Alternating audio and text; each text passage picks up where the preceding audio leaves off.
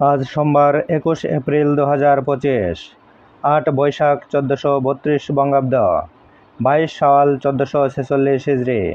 জানিয়ে দেব আজকের দৈনিক ইত্তেফাক পত্রিকার শিরোনামগুলো। প্রাইম এশিয়া বিশ্ববিদ্যালয়ের শিক্ষার্থী হত্যা, ১০ থেকে ১৫ জন নির্দয়ভাবে পেটায় জাহিদকে। বৈষম্য বিরোধী ছাত্র আন্দোলনের ২ নেতাসহ আসামি ৮। কতিপয় বৈষম্য বিরোধীর আচরণ রক্ষী বাহিনীর মতো।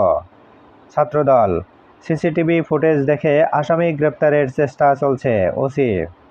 খুনিদের ফাঁসি হলে ছেলের আত্মা শান্তি পাবে, বললেন জাহিদের মা। মিয়ানমারে অস্থিরতা অব্যাহত থাকলে নিরাপত্তা ঝুঁকি সৃষ্টি করতে পারে, বললেন প্রধান উপদেষ্টা। ৪ দিনের সফরে আজ কাতার যাচ্ছেন। সিইসির সঙ্গে এনসিপির বৈঠক। ভোট গ্রহণ রোডম্যাপ নিয়ে কথা বলায় সতর্ক থাকার আহ্বান। ভারতীয় সংবাদ মাধ্যমের প্রতিবেদন। বাংলাদেশ হয়ে 7 সিস্টার্সে যাওয়ার রেল প্রকল্প স্থগিত করল ভারত। প্রধানমন্ত্রীর ক্ষমতা কমাতে এনসিসি গঠন ও রাষ্ট্রের নাম বদলে সায় নেই বিএনপির। ঐকমত্য কমিশনের সঙ্গে দ্বিতীয় দিনের আলোচনায় বিএনপি। কিছু বিষয় অনিশ্চিত হয়ে পড়েছে, দরকার রাজনৈতিক ঐক্য, বললেন মির্জা ফখরুল। খাগড়াছড়িতে এবার 2 টেকনিশিয়ান অপহৃত, মুক্তির দাবিতে বিক্ষোভ সমাবেশ। তদন্তাধীন মামলা প্রত্যাহারের এখতিয়ার নেই আইন মন্ত্রণালয়ের, বললেন আইন উপদেষ্টা। বাংলাদেশ জিম্বাবুয়ে সিলেট টেস্ট, প্রথম দিনে শান্তদের ব্যাটিং ব্যর্থতা। এবার শেষের পাতা, প্রতিমন্ত্রীর পদমর্যাদা পাচ্ছেন চসিক মেয়র ডাক্তার শাহাদাত।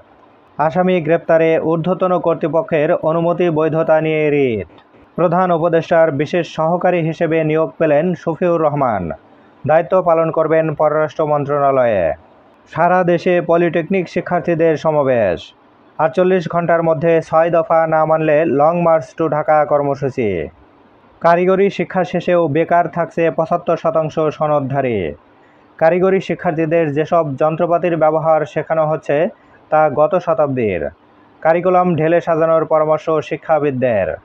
যমুনার চরে বেপরোয়া বালু লুট, ঝুঁকির মুখে বন্যা নিয়ন্ত্রণ বাঁধ।